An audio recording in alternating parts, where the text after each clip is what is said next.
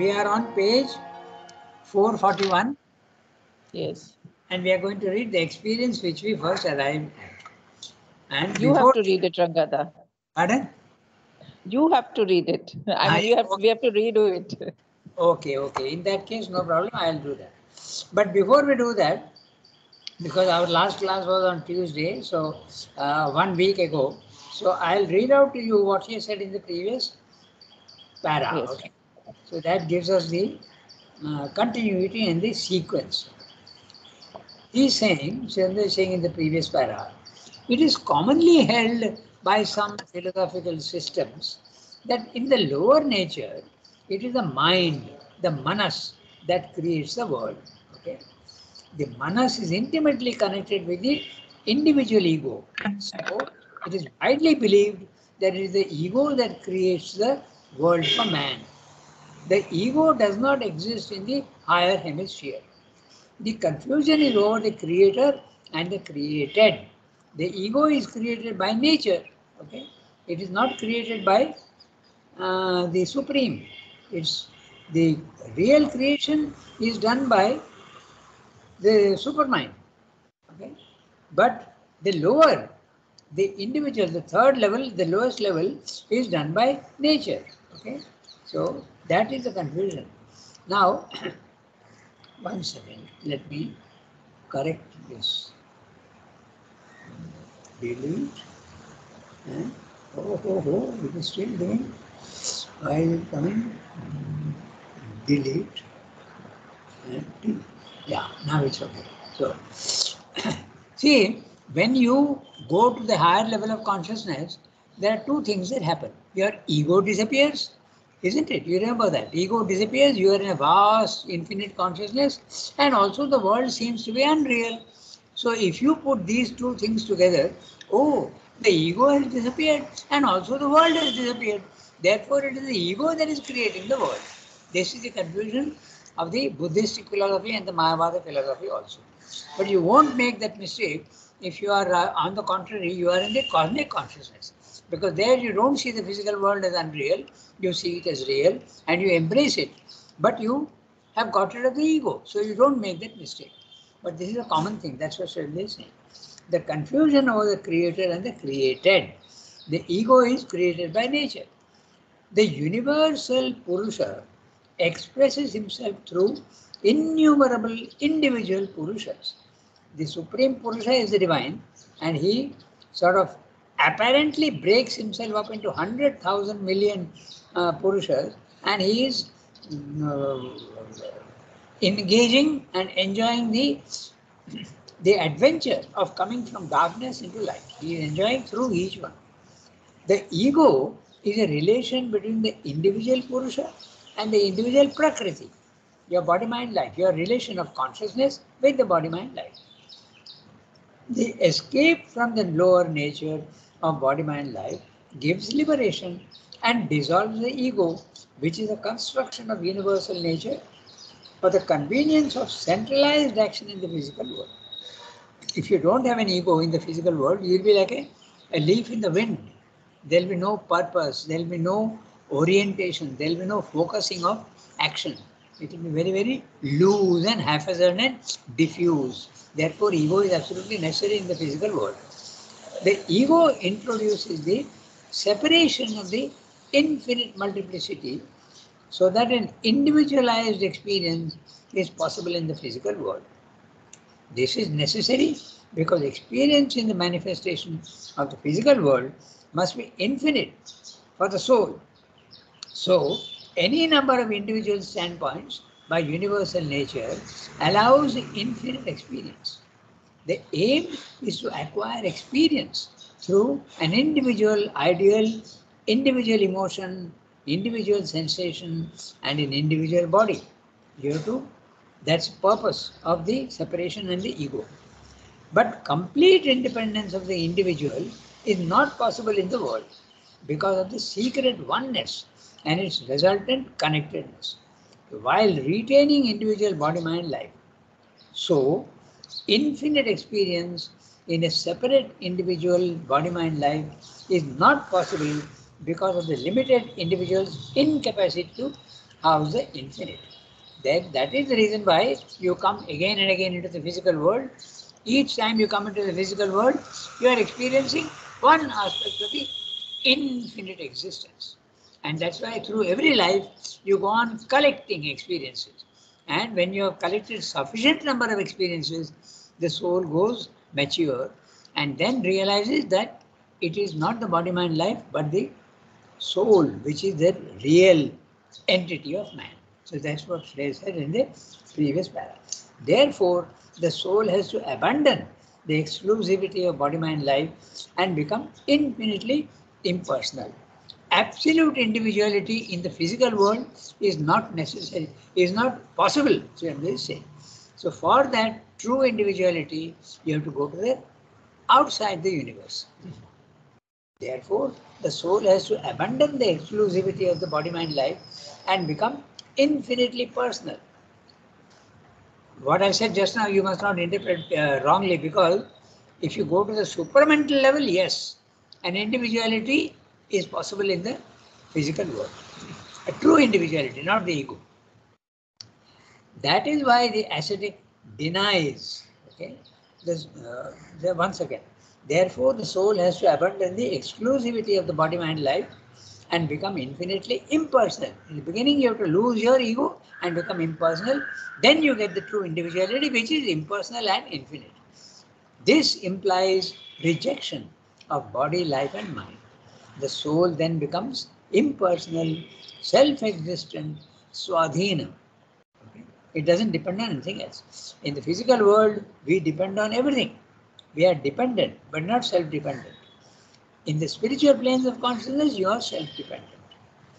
That is why the ascetic denies God, personal self, and all the other characteristics of the ignorance. The Buddhist and the Advaitin follow the path of the impersonal vast, denying the existence of all limited manifestation. Both Mayavada and the Buddhists assert Purusha as the reality and negate Prakriti as a falsehood and an illusion. This is what is commonly believed, but Sri Aurobindo expresses the opposite viewpoint, that liberation is possible even while performing karma seated in the body, mind, life. This is what he said in the previous paragraph. Now we come back to the thing that we have to read.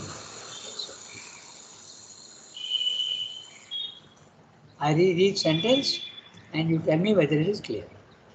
The experience which we first arrive at by the sort of shortcut to liberation, which we have described as the movement of withdrawal, assists this tendency. So, although Sri Aurobindo is saying that you should not reject the physical world, he is telling you now that the first movement is rejection not of the world, but of the identification with your body, mind, life.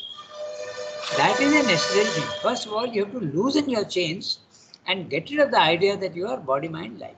So you have to go on saying to yourself, I am pure soul. I am God's child. I am not body, mind, life.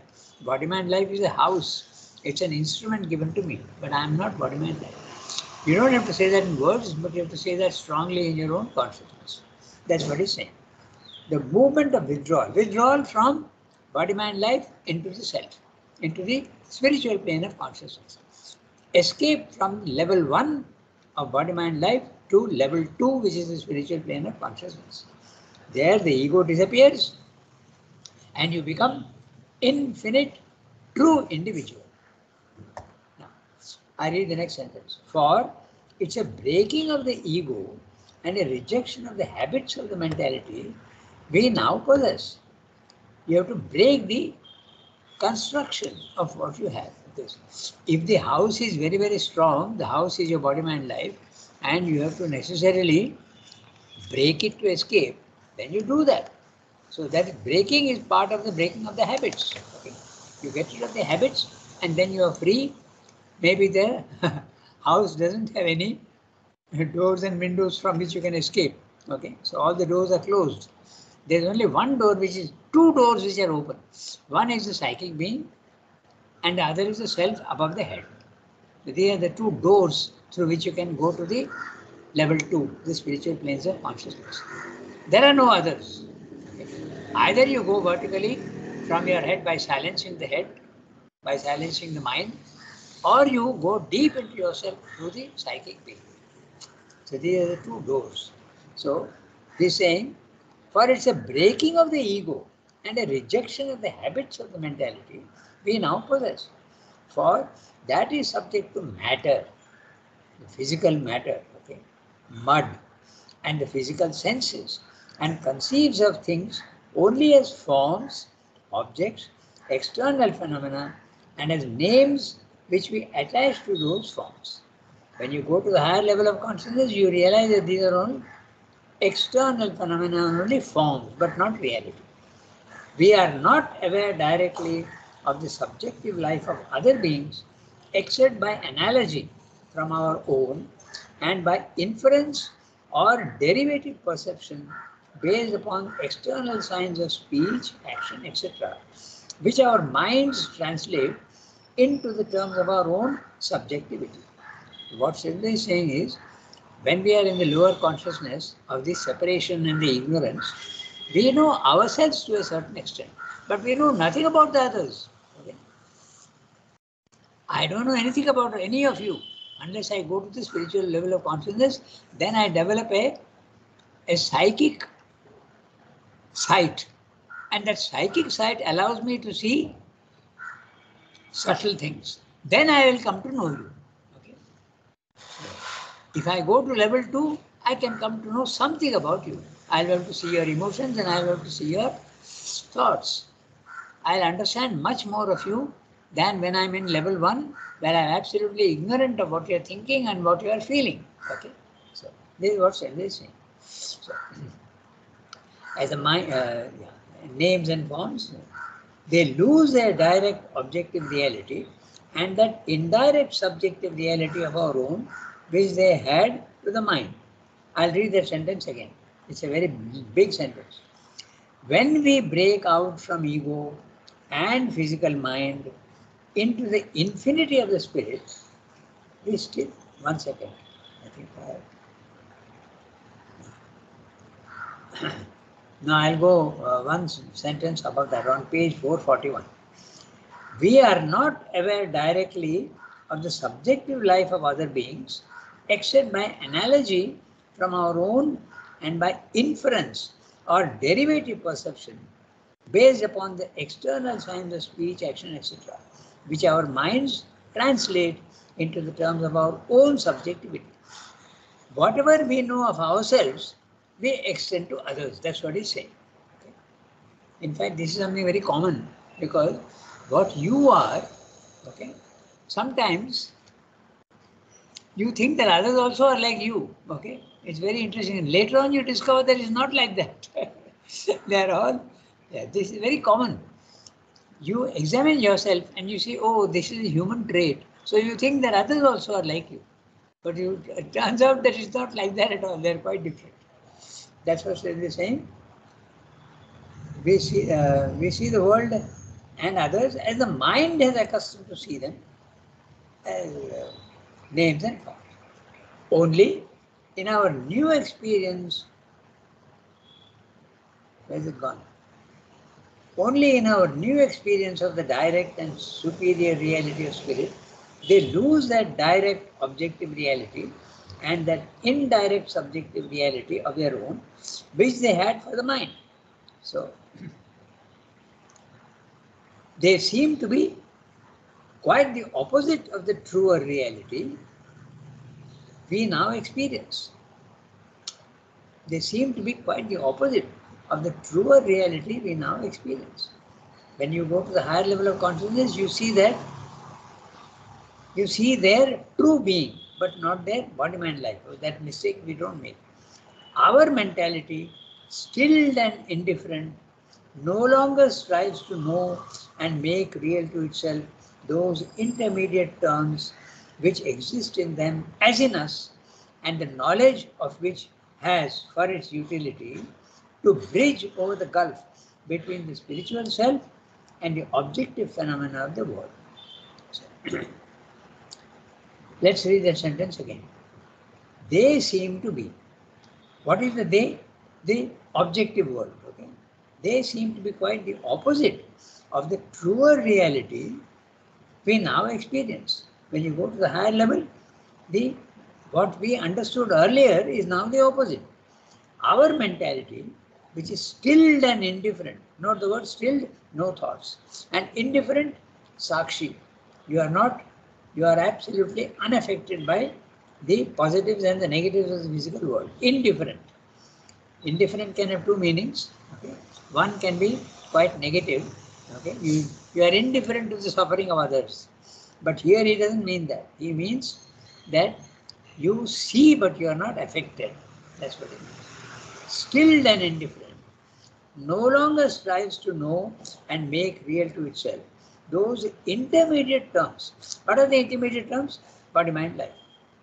Which exist in them as in us, and the knowledge of which has for its utility to bridge over the gulf between the spiritual self and the objective phenomena of the world. Your body, mind, life allows you to bridge the gulf between your own true self and the phenomena in the physical world. If you don't have a body, mind, life, how are you going to be in the physical world? So it is necessary.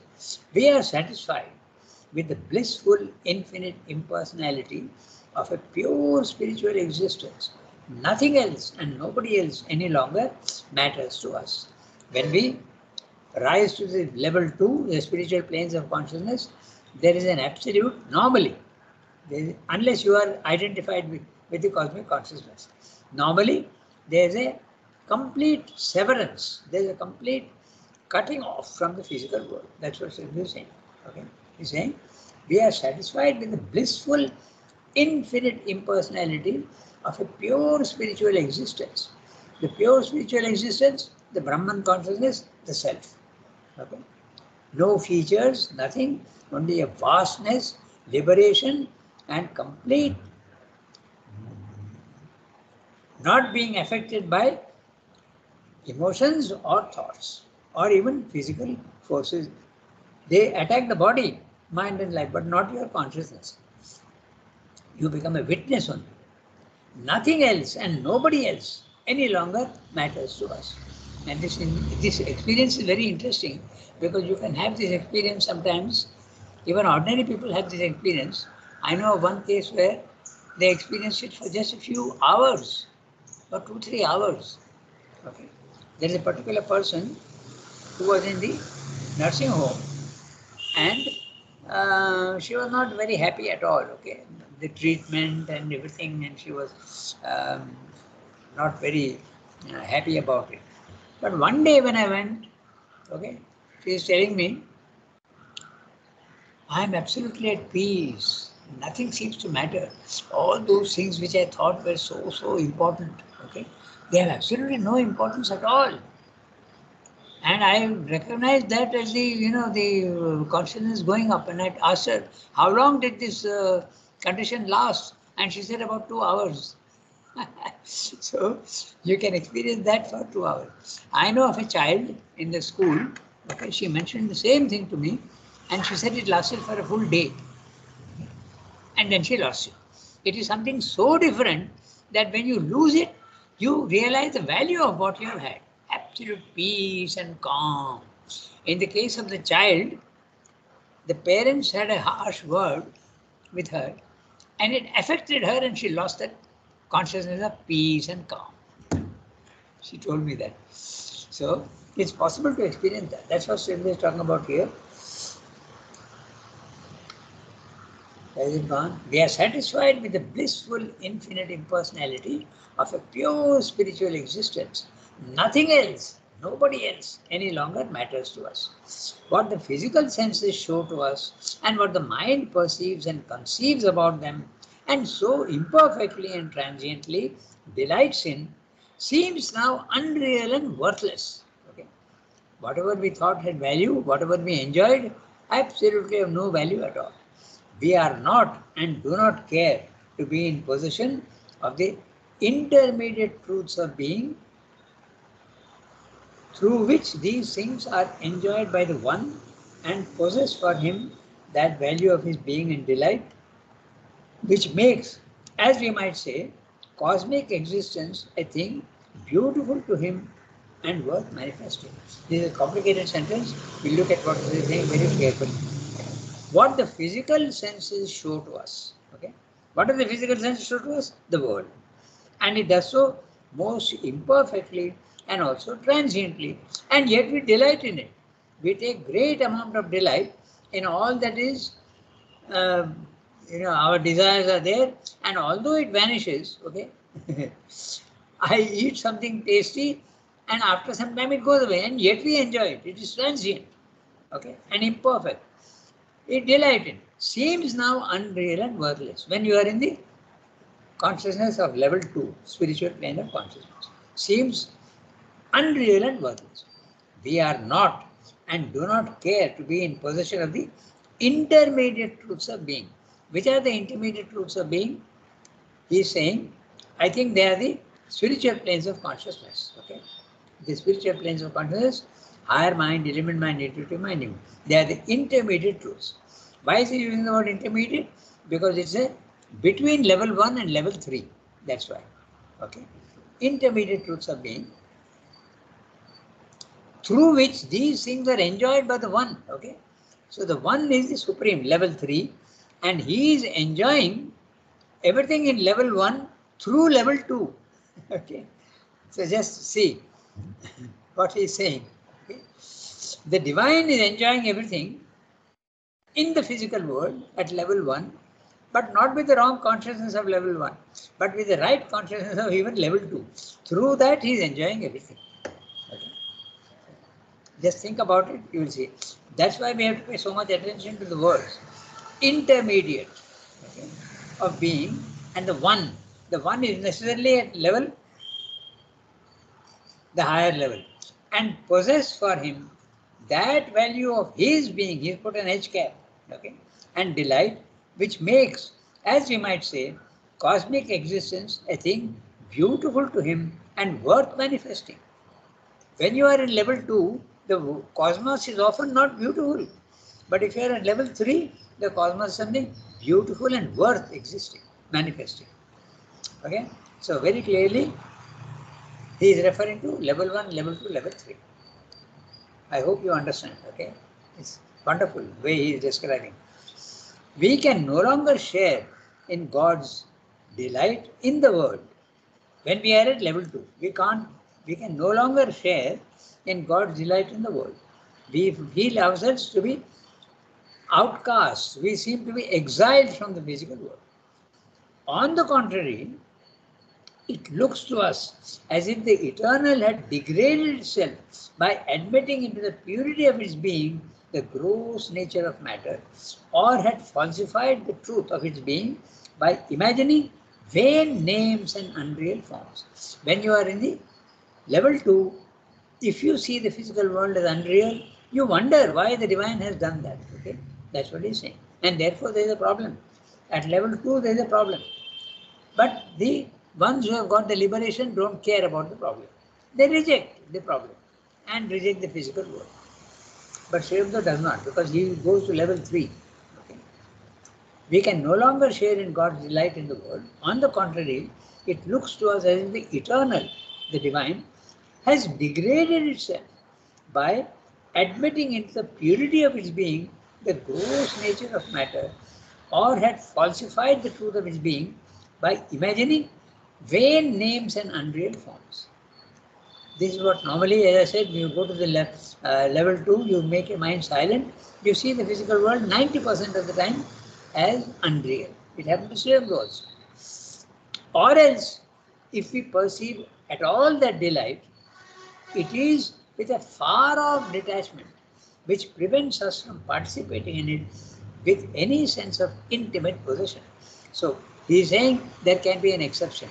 He is saying that even at level 2, you can have a glimpse of level 3. Look at the words carefully, you will see that.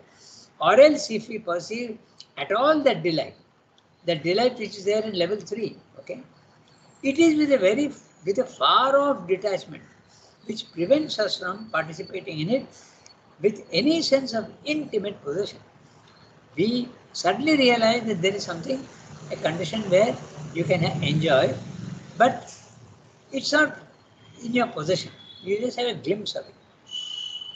Okay? Any sense of intimate possession. Or it is with an attraction to the superior delight of an absorbed and exclusive self-experience. If you get that delight of the divine, it can be in two ways. You can see that suddenly, oh, the physical world also has got a lot of enjoyment. Or it can be the other way around. That's what he's saying. Exclusive self-experience, which does not allow us to stay any longer in these lower terms than we are compelled to stay by the continuance of our physical life and body. So when you go to this whole para, he is describing what happens when you go to the spiritual planes of consciousness. Either this he is expanding on the idea he has given the life divine. When you go to the higher level of consciousness in the spiritual planes, three things can happen. Number one, you see the physical world as unreal and reject it. It is useless for you. It's only names and forms and illusion. But rarely you can be in the cosmic consciousness. Okay? You don't reject the physical world. That is very interesting because our that personality whom you all know, okay, that Sadguru, okay, he also silenced his mind and went to the up to the level 2, okay, because he does not speak of God as personal. Therefore, he is very clearly stuck in the spiritual planes of consciousness. But he is not rejecting the physical world. Why? Because he had the experience of the Ananda. Okay, so in that case, you can experience everything in the physical world as very beautiful and you can enjoy it, but you are not at the third level. So at the second level also, you can either enjoy the beauty of the world or you can enjoy the bliss of the higher without possession of the universe. That's what he's saying in this. So it's a little complicated and I'm going maybe too fast. I'll do one thing. I'll read out the summary. I think it will help. It's a big para, so I'll read out the summary. Okay? I'll go slowly. The first movement of separation between watcher and watched. The watcher is the self. The watcher is the witness. And the watched is the physical world. Okay? Even in the integral yoga, actually helps the ascetic withdrawal, although later there is divergence between the two systems. In the beginning, even in integral yoga, you have to separate yourself from the physical world. You have to see it as unreal. You go on telling yourself it is unreal, unreal, unreal. Later on, after you have separated yourself and you have understood your true individuality, then you embrace the world. But not before. If you start embracing the world now, in your ignorance, you will remain attached to it. So, he's saying in the beginning you have to separate yourself. Neti, neti. I am not body, I am not vital, I am not mind. The first movement of separation between the watcher and the watched. The watched is the physical world. Even in the integral yoga, actually helps the ascetic withdrawal. Although later, there is a divergence between the two systems. In the integral yoga, this separation is only a preliminary step. Okay? It's the first step. You don't stop there, like the ascetic. The second step in the integral yoga is the repossession of the lower nature, but this time with mastery and lordship, not with the helpless, not a helpless and abject subjection to the ignorance of the lower nature. When you come down again into your body-mind life, now you are master. But that doesn't happen immediately. It happens after you go to the third level. Okay? But this time with mastery and lordship, not a helpless and abject subjection to the ignorance of the lower nature. In the usual yogas, this separation is sufficient in itself. Level 2 is enough for that. And liberation of soul is considered enough. The liberation of nature is not even attempted. You don't care for the body-mind life. You let it go. Okay?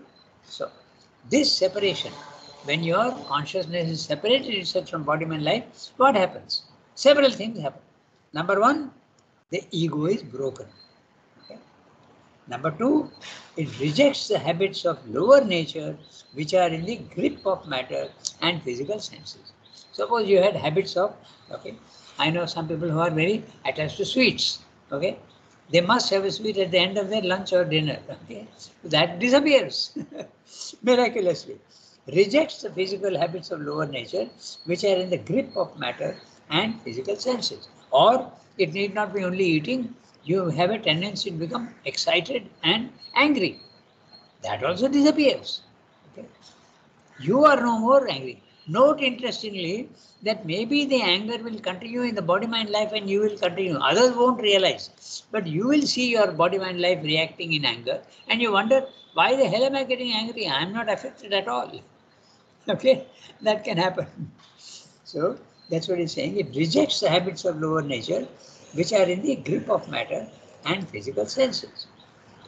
We see external objects only as names and forms. When you go to the second level and when you have lost your identification with body mind life, we see external objects as only names and forms without substantial reality. They seem to be only shadows. We do not see nor know the subjective states of others except by analogy with our own internal state. Even after liberation and destruction of ego and living in the spirit's infinity, we continue to see external objects as mere name and form, nama rupa. But now, the false objective reality which we attributed to those names and forms disappears, and we experience them as empty shells, only transient forms. Compared to the utter reality of the silent self, the world becomes an unreal illusion. We then reject these forms as worthless and we are satisfied with the blissful, impersonal, featureless infinity, which is a spiritual existence, and all manifestation seems valueless and fit only for rejection. There is no interest in enjoyment, and this goes as far as the inability to take pleasure in God's delight. Rather, it is felt as strange that immaculate God should have debased himself in the manifestation of the lower nature. Even if the delight is experienced, it is felt to be very far off, preventing active participation in it. We feel strongly attracted to the exclusive reality which does not allow easy living in the lower nature of the material world. All these experiences he is saying, usually it happens to the Mayavadin and the Buddhists, but it also happens to the integral yoga. The only difference is, in the integral yoga, you don't stop at that level. You proceed and come down and possess the body-mind life and enjoy the reality of the physical world. The others don't. Neither the Buddhists, nor the ascetics, nor the Mayavadins. They reject it permanently. Sri Aurobindo is temporarily rejecting them, temporarily rejecting the body-mind life, and then comes down again, and this time with full mastery and lordship. That's what it is. Okay?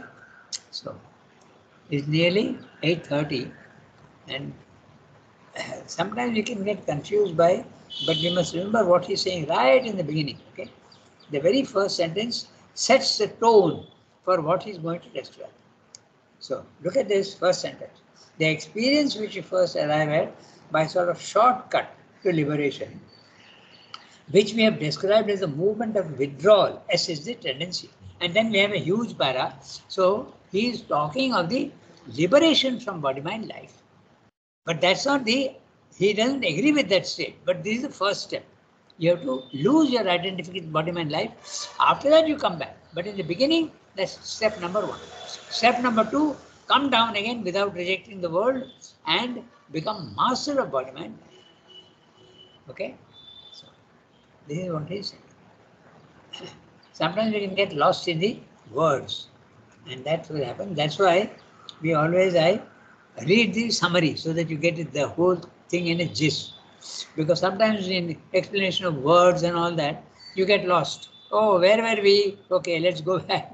So, reading of Srimla is difficult because of that. If most of the words were not important, then we get the gist very easily. But in Srimla, every sentence is important, and every time he is adding a new value to what he is saying. Therefore, he is so difficult to read. So that's why a summary always helps. Okay. So now it is 8:30. Let's see how big the next para is. But if either in the course about yoga, how big is the para, we'll see. Then we can read it. Oh, it's not a very big one. We can read it. So, any one of you read, who can read? Anyone? Shall I read? Yeah, go ahead. Either in the course of our yoga or as the result of a free return of our realized self upon the world and free repossession of its prakriti by the Purusha in us, we become conscious not only of the bodies and outward self-expression of others, but intimately of the inner being, their minds, their souls, and that in them of which their own surface minds are not aware. Then we see the real being in them also, and we see them as selves of ourselves and not as mere names and forms. They become to us realities of the eternal. Our minds are no longer subject to the delusion of trivial unworthiness or the illusion of unreality. The material life loses indeed for us its old absorbing value, but finds the greater value which it has for the divine Purusha. Regard it no longer as the sole terms of our becoming, but as merely having a subordinate value in relation to the higher terms of mind and spirit. It increases by that diminution instead of losing in value. We see that our material being, life, nature are only one poise of the Purusha in relation to its Prakriti, and that their true purpose and importance can only be appreciated when they are seen not as a thing in itself, but as a dependent on higher causes by which they are supported from those superior relations. They derive their meaning, and therefore, by conscious union with them, they can fulfill all their valid tendencies and aims. Life then becomes justified to us and no longer stultified by the possession of liberated self-knowledge. So this para is now telling you what happens when you go to the spiritual planes of consciousness. When you are in your body mind life, you see others, but you don't understand them at all. You don't know what they are thinking and what they are having emotions. You don't know. Only by a certain extension from their expressions you can come to know.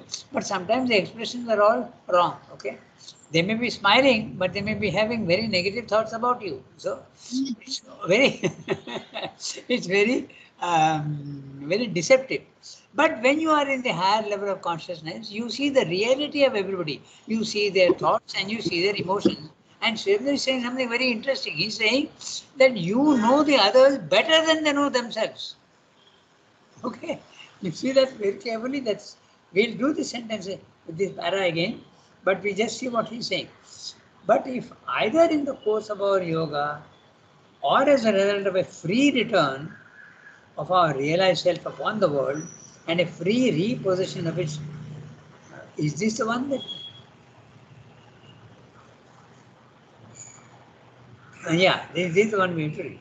But if either in the course of our yoga or as a result of a free return of our realized self upon the world and a free repossession of its prakriti by the Purusha in us, we become conscious not only of the bodies and outward self-expression of others, but intimately of their inner being, their minds, their souls, and that in them of which their own surface minds are not aware.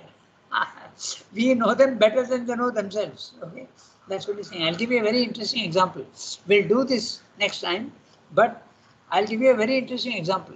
Okay, there was a case where Gautam Chawala, he is passed away, but he used to be very close to mother and he used to always remain upstairs. And he knew almost everything. Each cupboard, what it contained, he knew. Okay. But one day, mother started scolding him for something. Okay. And he told, after the scolding came, he told mother, but mother, I have not done what you're saying I have done. So we would misinterpret that. But if you know what we have just now read, then you will understand. Mother is seeing things in that person which he himself does not know. Okay, so she is trying to correct that wrong movement in him, and he doesn't even know that. So he's saying, but mother, you are scolding me for something I did not do. But the possibility of that thought or that vibration may have been in him. And that's why mother is seeing that and not what he has done or not done. Okay. So sometimes she used to do that. So today we'll stop here. Already we have gone 1 minute past, but we'll redo this one. Okay. He is describing the condition of the spiritual plane of consciousness.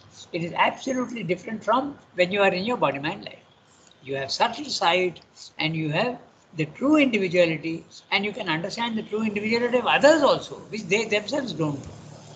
Okay.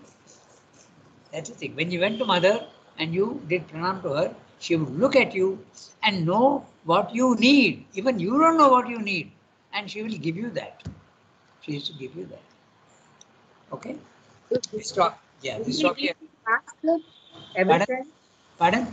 We need to ask whether what we want, or without our asking only the divine will give to us.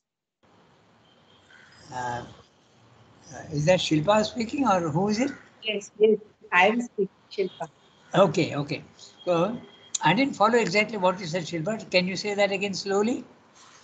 That do we need to ask something we need from the divine, or divine will automatically give it to us? Okay. This is very interesting, and mother has answered that question. She says that there is nothing wrong in asking the divine for something. There is nothing wrong in that. Mother, give me devotion. Mother, give me knowledge. Okay, there is no problem. You can do that.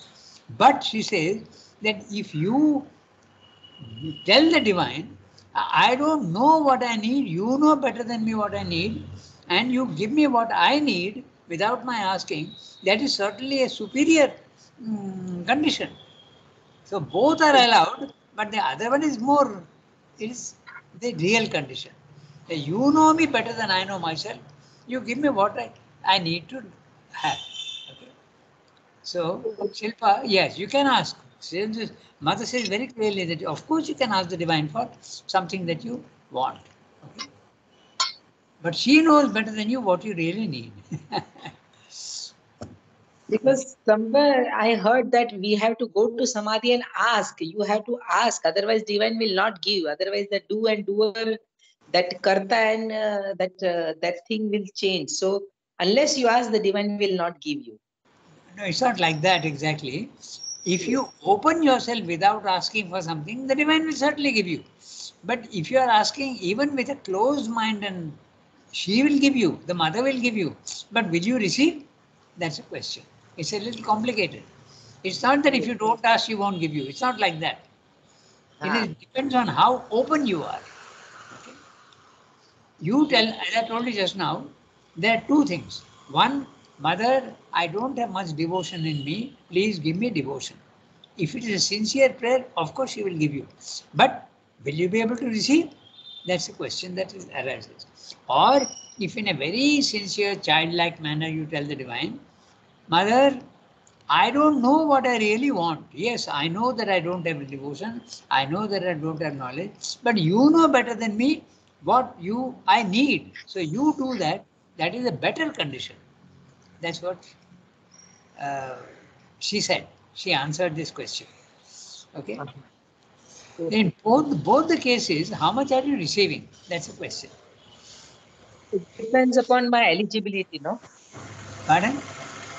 It depends upon my eligibility to receive how much. Yeah, they receive the capacity to receive. Yeah, that's right. Okay.